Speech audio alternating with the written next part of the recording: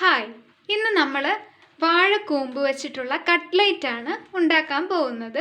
അതിനാവശ്യമായ ചേരുവകൾ: 1.5 കപ്പ് വാഴക്കൂമ്പ് ചെറുതായി അരിഞ്ഞത്, 2 ഉരുളക്കിഴങ്ങ് നന്നായിട്ട് വേവിച്ച് അതുടച്ച് വെച്ചിരിക്കുന്നു, പിന്നെ സവോള ചെറുതായി അരിഞ്ഞത് 1 കപ്പ്, 1 ടേബിൾ സ്പൂൺ വീതം ഇഞ്ചി, വെളുത്തുള്ളി, പച്ചമുളക് എന്നിവ അരിഞ്ഞു വെച്ചിരിക്കുന്നു, 1/4 ടീസ്പൂൺ വീതം മഞ്ഞൾപ്പൊടി, കുരുമുളക് പൊടി,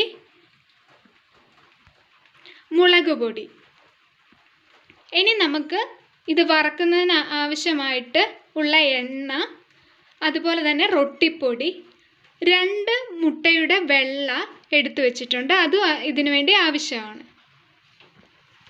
ഒരു പാനിലേക്ക് നമുക്ക് കുറച്ച് എണ്ണ ഒഴിക്കാം. ഇതിലേക്ക് നമുക്ക് കുറച്ച് കറിവേപ്പില ഇടാം.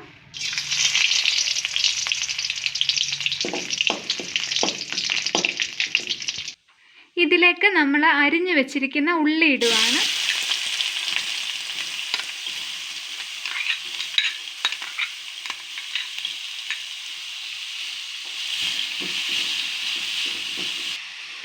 ഇതിലേക്ക് നമുക്ക് അല്പം ഉപ്പിട്ട് കൊടുക്കാം.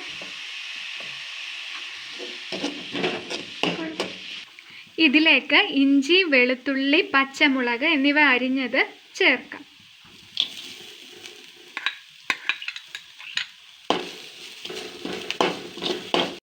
ഉള്ളി നന്നായി വഴറ്റിയെടുത്തിട്ടുണ്ട്.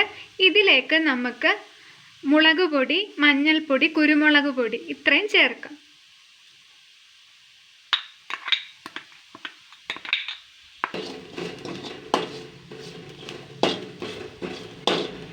ഇതിലേക്ക് വാഴക്കൂമ്പ് അരിഞ്ഞു വെച്ചിരിക്കുന്നത് ഇടാം.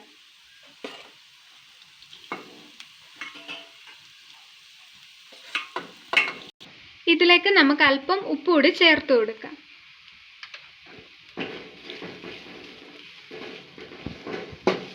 ഇതിനി വേകാൻ വേണ്ടി അടച്ചു വയ്ക്കാം. ഇത് നന്നായി വെന്തിട്ടുണ്ട്. ഇതിലേക്ക് നമുക്ക് പൊടിച്ചു വെച്ചിരിക്കുന്ന ഉരുളക്കിഴങ്ങ് ചേർത്ത് കൊടുക്കാം.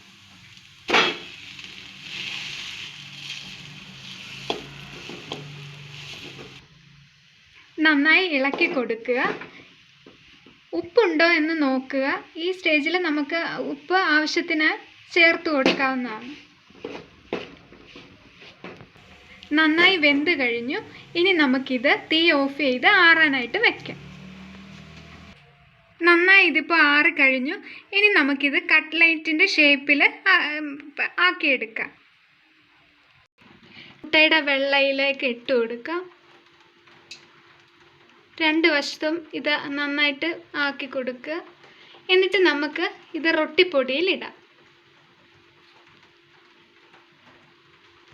ഇനി നമുക്കിത് ചൂടായ എണ്ണയിലേക്ക് ഇട്ട് കൊടുക്കാം. ഇതുപോലെ ഓരോന്നും എണ്ണയിലേക്ക് ഇട്ട് കൊടുക്കുക. ഇപ്പോൾ നമ്മുടെ സ്വാദിഷ്ടമായ വാഴക്കൂമ്പ് കട്ട്ലേറ്റ് തയ്യാറായി കഴിഞ്ഞു. ഇത് വളരെ ടേസ്റ്റിയാണ്, ഹെൽത്തിയാണ്. നിങ്ങളെല്ലാവരും എന്തായാലും ഇത് ട്രൈ ചെയ്ത് നോക്കണം.